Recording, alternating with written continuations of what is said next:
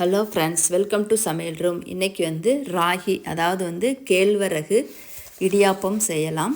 அந்த கேழ்வரகு இடியாப்பத்துக்கு மாவு, ராகி மாவை எடுத்துக்கணும். உங்களுக்கு தேவையான அளவு ராகி மாவு எடுத்துக்கோங்க.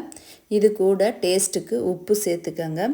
உப்பு சேர்த்துக்கிட்டதுக்கு பிறகு நல்லா கொதித்த சுடு தண்ணி இருக்குது பார்த்திங்களா, நல்லா கொதிக்கணும் சுடு தண்ணி. ஏன்னா அந்த மாவு அதிலே வேகணும். அதுக்காக தான் கொதிக்கிற தண்ணியை ஊற்றி ஒரு ஸ்பூனோ கரண்டியோ வச்சு நம்ம மிக்ஸ் பண்ணிடலாம்.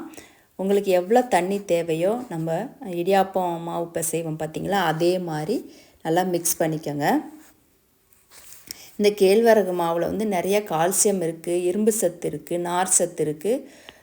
இரத்த சோகையை சரி பண்ணும். சர்க்கரை அளவை நிறைய கட்டுப்படுத்தும்.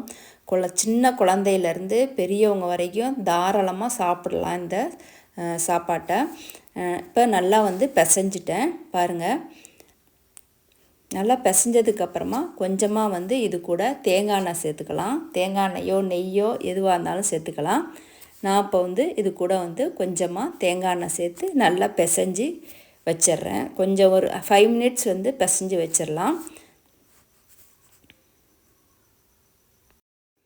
நம்ம டெய்லி அரிசி தான் சாப்பிட்டுக்கிட்டு இருக்கோம், சாதம் தான் சாப்பிட்டுக்கிட்டு இருக்கோம். வாரத்துக்கு ஒரு தடவையாவது இந்த மாதிரி ராகி மாவு, கேழ்வரகு மாவு நம்ம சாப்பிட்றது ரொம்ப ரொம்ப நல்லது. இதில் நிறைய ஃபைபர் கண்டென்ட் நிறையா இருக்குது, நார்ச்சத்து நிறையா இருக்குது. அதனால் வாரத்துக்கு ஒரு தடவை நம்மளுக்கு பிடிச்ச மாதிரி என்னென்ன இதில் செய்யலாமோ அந்த மாதிரி செஞ்சு ராகி மாவை சாப்பிடலாம். இப்போ நான் ஒரு இட்லி தட்டில் தேங்காய் எண்ணெய் தடவிக்கிறேங்க. தேங்காய் எண்ணெய் தடவிட்டு இப்போ இடியாப்பத்தை பிழிஞ்சிடலாம். ராகி மாவில் நிறைய ஃபுட்டு செய்யலாங்க. ராகி அடை செய்யலாம், ராகி தோசை செய்யலாம், ராகி புட்டு செய்யலாம், இந்த ராகி இடியாப்பம் செய்யலாம், நிறைய விஷயங்கள் செய்யலாம். ராகிலே அல்வா செய்யலாம். நிறைய விஷயம் இருக்குதுங்க. நம்மளுக்கு எது பிடிச்சிருக்கோ அந்த மாதிரி செஞ்சு சாப்பிடலாம். இப்போ நான் இடியாப்பத்தை பிழிஞ்சிக்கிட்டு இருக்கேன் பாருங்கள். பிழிஞ்சிட்டு ஒரு 10 நிமிஷம் வேக வச்சு எடுத்துடலாம். நம்ம ஆல்ரெடி சுடு தண்ணி போட்டு தான் நம்ம வேக வச்சுருந்தோம். இருந்தாலும் இதை 10 நிமிஷம் வேக வச்சு எடுத்துக்கலாம். வேக வச்சு எடுத்துட்டு இது ஆறுனதுக்கப்புறம் நல்லா தனித்தனியாக உதிரி உதிரியாக பிரிச்சிடணும். பிரித்ததுக்கப்புறமா நம்ம இடியாப்பத்தை தாளிச்சிடலாங்க. இப்போ தண்ணி கொதிச்சிருச்சு பாருங்கள். கொதித்ததுக்கப்புறம் தான் நம்ம இட்லி ஊற்றினாலும் சரி, இடியாப்பம் ஊற்றினாலும் சரி, நம்ம கொதித்ததுக்கப்புறம் தான் நம்ம இட்லி தட்டை உள்ளே வைக்கணும். அப்போ தான் கரெக்டான டெம்பரேச்சர் இருக்கும் உங்களுக்கு. இடியாப்பமாக இருந்தாலும் சரி, இட்லியாக இருந்தாலும் தண்ணி கொதித்ததுக்கப்புறம் உள்ளே வைக்கணும். இப்போ நல்லா வெந்துருச்சு.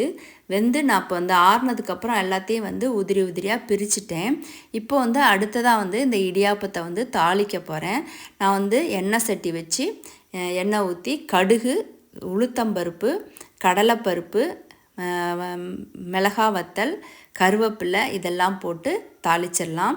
தேவைப்பட்டால் பெருங்காயம் சேர்த்துக்கோங்க. இப்போ இது நல்லா பொரியட்டும். பெருங்காயம் சேர்த்துக்கலாம். இது நல்லா பொரிஞ்சதுக்கப்புறமா நல்லா பொடியாக நறுக்குன வெங்காயம் சும்மா கொஞ்சம் போட்டால் போதுங்க. ஒரு அரை வெங்காயமாவது, சின்ன வெங்காயமாக இருந்தால் ஒரு வெங்காயம் சேர்த்துக்கலாம். சேர்த்துட்டு இதை நல்லா வதக்கிடலாம். கருகணும்னு அவசியம் இல்லை, சும்மா வதங்கினா போதும்.